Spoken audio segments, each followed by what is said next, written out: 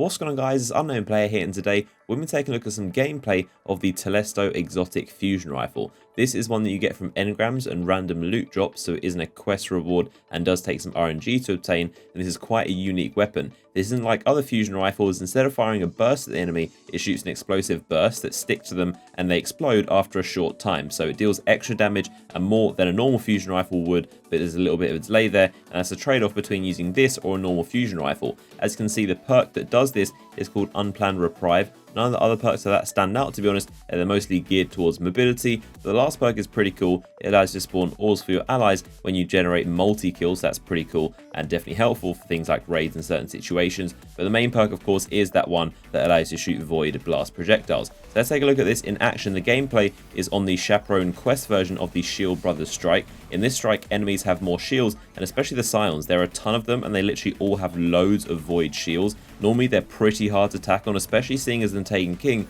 in Destiny 2.0. There are very few primary weapons with an element of damage, and even few, if any, that do void damage. So void is definitely something hard to come by, and of course this weapon does massive deals of void damage, and you can see this Telesto just rips them apart. It's so effective. I've never been much of a fan of fusion rifles in Destiny, even the exotic ones. I never used Plan C or Pocket Infinity, but this thing, the Telesto, is absolutely incredible. You can really notice how much extra damage it does versus a normal fusion rifle, and it handles amazing. The charge time is really quick. It's just a really nice weapon to use, and it definitely comes in handy when the enemies have void shields. And like I've said, the lack of void primaries in this game definitely make this a good thing to have and a good secondary to rely on. So in my opinion, this is a must-have weapon. It's definitely a very good backup plan, and for bosses too, you can just dump a load of explosive rounds at them and it deals massive damage over time. Another small thing is that it's got a really cool sound. I really love weapons that have unique sounds, and this is definitely one of them. It's got a really cool firing sound, and I'm going to let the gameplay run so you can hear it for yourself and also see just how devastating it is against enemies. So remember to drop a like rating on the video and enjoy the gameplay.